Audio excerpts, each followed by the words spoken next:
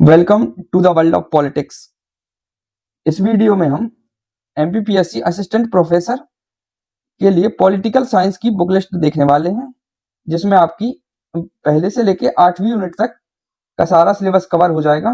बाकी 9वीं और 10वीं यूनिट के लिए अभी थोड़ा वेट करना होगा, मार्केट में उसका कंटेंट नहीं है।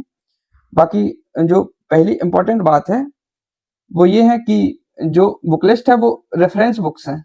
आप इन्हें प्राइमरी सोर्स ना मान के सेकेंडरी सोर्स मान के चलें। प्राइमरी सोर्स आपके नोट्स होने चाहिए, जो कि आप बेनीवाल सर के प्रेफर कर सकते हैं या कहीं से और ले सकते हैं, या फिर जो हमारी एकेडमी द्वारा टेलीग्राम पर प्रोवाइड कराए जाएंगे उन्हें भी आप देख सकते हैं। तो चलिए हम बुक लिस्ट की ओर बढ़ते हैं। बात अगर पहली यूनिट की जाए तो इसमें थिंकर्स है, मेनली इंडियन थिंकर और वेस्टर्न थिंकर्स। इंडियन थिंकर में जो बुक है और जो लगभग सारे थिंकर आपके कवर कर लेगी वो है पुखराज जैन सर की, साहित्य भवन पब्लिकेशन से मिलती है, आपको अवेलेबल हो जाएगी, ये किताब मिल जाती है आराम से, कोई दिक्कत नहीं है। और वेस्टर्न थिंकर के लिए भी साहित्य भवन की एक किताब है, पाश्चात्य राजनीतिक विचारक, बीएल फड़िया सर की किताब है, ये भी आपको आसानी से मिल जाती है। शानदार किताबें हैं दोनों, आई होप आप इन्हें ही प्रेफर करें। और इन किताबों में बस जो इंडियन थिंकर्स वाली है इनमें दो चीजें नहीं है, एक तो शांति पर्व और दूसरा सावरकर। तो इन दोनों के लिए आप ये किताब देख सकते हैं, जो कि ओपी गावा सर की है। इस किताब के तीसरे चैप्टर में आपको शांति पर्व से रिलेटेड मटेरियल मिल जाएगा, और जो 10वां चैप्टर है वो सावरकर को कवर करता है। इसके अलावा ग्रामसी एक विचारक है जो कि इस किताब में नहीं है, तो इसके लिए आप बेनीवाल सर के नोट्स देख सकते हैं, और बाकी अदर भी नोट्स देख सकते हैं, आपको जहां भी मिल जाए वहां से पढ़ लीजिएगा। बाकी सारे विचारक इस बुक में हैं। दूसरी यूनिट मेनली अवधारणा और मुद्दों से रिलेटेड है, कॉन्सेप्ट और इश्यूज, जैसा कि आप यहाँ देख सकते हैं।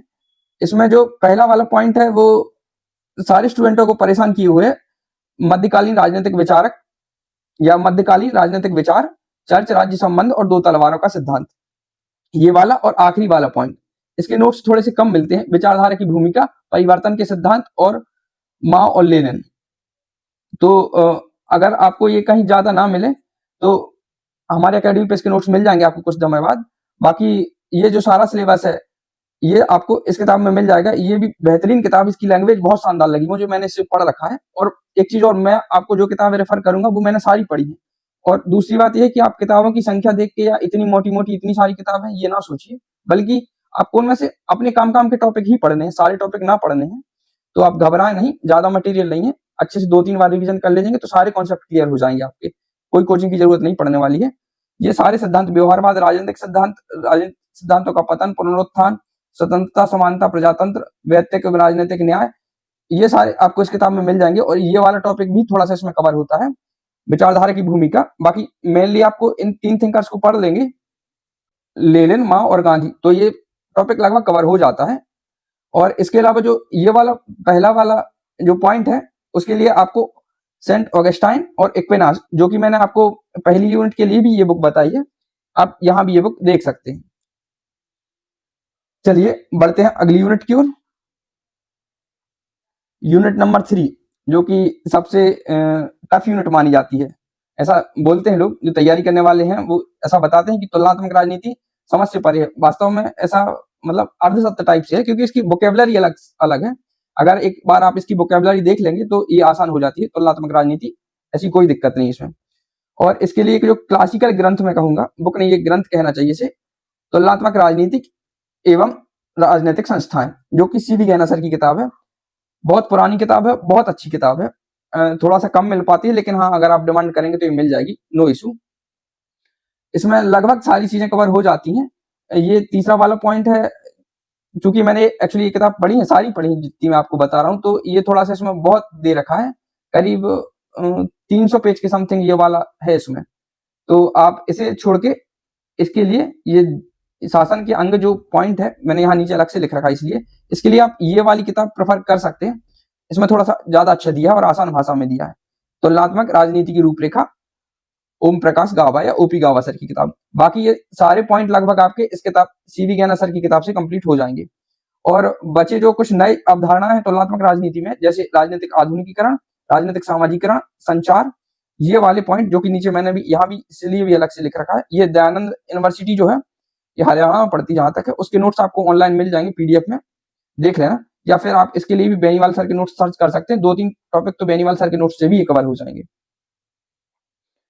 चलिए बढ़ते हैं अपनी अगली यूनिट की ओर, यूनिट 4, जो कि आप सबके पढ़े हुए टॉपिक हैं ये तो, इंडियन कॉन्स्टिट्यूशन और इंडियन कॉन्स्टिट्यूशन की प्रोसेस और इसी चीज टॉपिक से रिलेटेड है, संविधान का विकास। तो इसके लिए आप कोई नई चीज लेने से बचें, और एक चीज और याद रखें, जो 2022 में पेपर हुआ है ना, अच्छे पढ़ने वालों के सबसे ज्यादा सब इसी टॉपिक से गलत हुए हैं, ये बात आप ध्यान रखिएगा। तो इसके लिए अपने पुराने नोट्सों को ही अच्छे से पढ़ें, और उसके अलावा वेयर एक्ट, जो कि आप यहाँ देख सकते हैं, कोई भी अनुच्छेद अगर आप वहां से पढ़ें तो इससे एक बार जरूर उसे टैली कर लें और शब्दों को जरूर ध्यान दें। इसके अलावा जो इसका नीचे वाला प्रोसेस है, ये संघवाद वाला या प्रोसेस वाला, वो अभय प्रसाद से और कृष्ण मुरारी यहां से कवर हो जाएगा। तो मैं इसके लिए दोनों किताबें, और बाकी मैंने भारतीय संविधान के लिए ऐसी कोई थ्योरेटिकल बुक नहीं बताई है, आप अपने नोट्स देख सकते हैं एक बार, और नई चीज पढ़ने की अपेक्षा अपने खुद के नोट्स देख सकते हैं। बाकी सुभाष कश्यप या लक्ष्मीकांत की बुक्स हैं, वो भी आप देख सकते हैं। बाकी मैं मानता हूं आप अपने पुराने नोट्स ही एक बार देखें, वो ज्यादा बेटर रहेगा। चलिए बढ़ते हैं यूनिट 5 की ओर, जो कि लोक प्रशासन से रिलेटेड है, और यूनिट 6, आपको हो सकता है जो तैयारी कर रहे हो लोक प्रशासन ना पढ़ा हो तो ये यूनिट थोड़ी सी टफ लगे आपको, लेकिन ये यूनिट ऐसी है, एक तो छोटी है, मतलब कंपैरिजन बहुत छोटी है। अगर आप इसकी अपेक्षा यूनिट 4 की बात करें तो शायद ये दोनों समेट जाए, इतनी बड़ी है 4 यूनिट, लेकिन यहाँ आपको नंबर डबल मिलने वाले हैं। तो इसके लिए मैं ये 2 किताबें आपको बता रहा हूँ।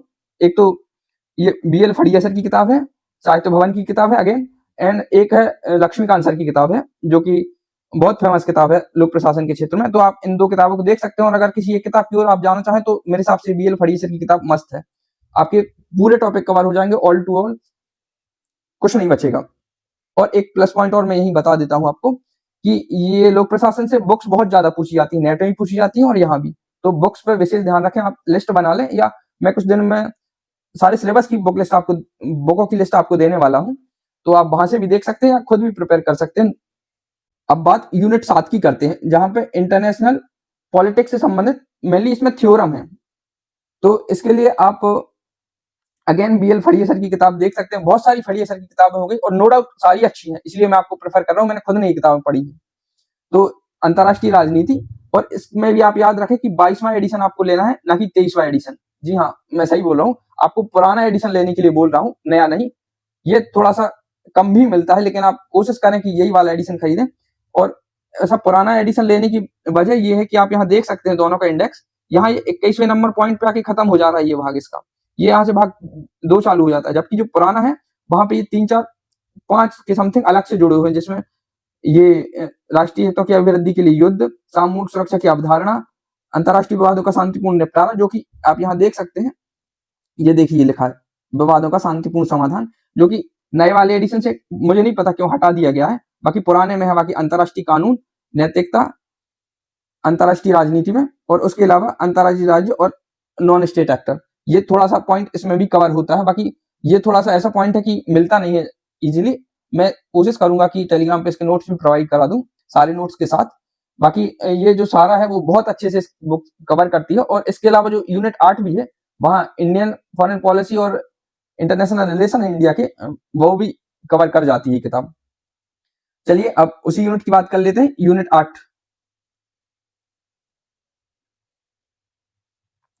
जैसा कि मैंने बताया था, यूनिट 8 में जो है वो इंडिया के रिलेशंस हैं, और UN और कुछ क्षेत्रीय संगठन, और इसके अलावा कुछ इंटरनेशनल रिलेशन से संबंधित अवधारणाएं हैं, जैसे नव अर्थशास्त्र, नव राष्ट्रीय आर्थिक व्यवस्था, उत्तर दक्षिण संवाद, दक्षिण दक्षिण सहयोग, विश्व व्यापार संगठन, ये फिर संगठन आ गए, उपनिवेशवाद और निर्भरता। ये सारे पॉइंट जो मैंने पिछली स्लाइड में BL फड़िया सर की किताब बताई वहां से कवर हो जाते हैं।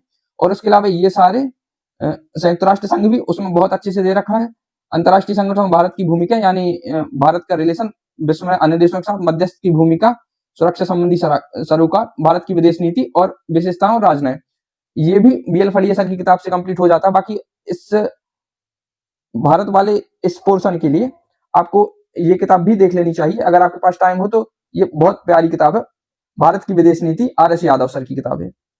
इसके अलावा जो एक अंतर्राष्ट्रीय राजनीति में जो सिद्धांत हैं, जो 7वीं यूनिट में भी और कुछ-कुछ 8वीं यूनिट में भी इसके सिद्धांत कवर होते हैं। एक छोटी-सी किताब है, पतली-सी किताब है, 2-250 पेजों की है। ये शिवलाल अग्रवाल पब्लिकेशन की है, अंतर्राष्ट्रीय राजनीति के सैद्धांतिक पक्ष। ये भी आप देख सकते हैं। बाकी अगर आपके पास टाइम कम हो तो ही इस किताब के साथ जाइएगा, या दोनों पढ़ना हो। अगर आपको कोई एक पढ़ना हो तो जो मैंने आपको बीएल फड़िया सर की किताब बताई है ना, वो आप जरूर देखें, उसी से आप अपना रेफरेंस माने। पीवाईक्यू और प्रैक्टिस की भी बात कर लेते हैं। तो जैसा कि मैंने बताया, पहले ही बताया था कि कौन सी किताब लेना है और कौन नहीं लेना है, ये ज्यादा इंपॉर्टेंट है। तो आप पीवाईक्यू के लिए मेरे हिसाब से ये किताब छोड़ के ये वाली ज्यादा प्रेफर कर सकते हैं। मैं इसके पॉइंट आपको बता रहा हूँ। एक्चुअली ये किताब है वो केवल नेट को कवर करती है, और उसके पेपर बाई पेपर ऐसे सिक्वेंस में है कि ये 19, 20, 21, 22 के पेपर हैं। जबकि उसके अलावा ये किताब जो है वो टॉपिक वाइज और चैप्टर वाइज व्यवस्थित रूप से दे रखी है, और इसमें सिर्फ नेट जेआरएफ का दे रखा है। इसमें देखिए आप पीजीटी, जीपी, पीटीजी ग्रेड के और RPSC school lecturer, college lecturer, net set सारे एग्जाम को उसमें कवर कर रखा है, व्यवस्थित टॉपिक वाइज दे रखा है। ये थोड़ी सी बड़ी किताब है, मोटी किताब है इसकी अपेक्षा, तो आप इसे ही लेना प्रेफर करें। जैसे कि आपने मान लीजिए एक टॉपिक पढ़ा अरस्तु, अब उसके अलावा आपको उसकी प्रैक्टिस करनी है क्वेश्चन की कि कॉन्फिडेंस आ रहा है कि नहीं, और बेसिकली ये पीवाईक्यू लगाना आपके कॉन्फिडेंस के लिए जरूरी होते हैं। और लास्ट में अब जब एग्जाम की डेट निकट आए तो आप इसी की संख्या बढ़ा भी सकते हैं, मतलब 2-2, 3-3 घंटे ऑब्जेक्टिव लगाइए इस किताब से, या अदरवाइज जहां भी आपको टेस्ट चीज वगैरह भी मिले, इस चैनल पे भी ये चीजें आने वाली हैं।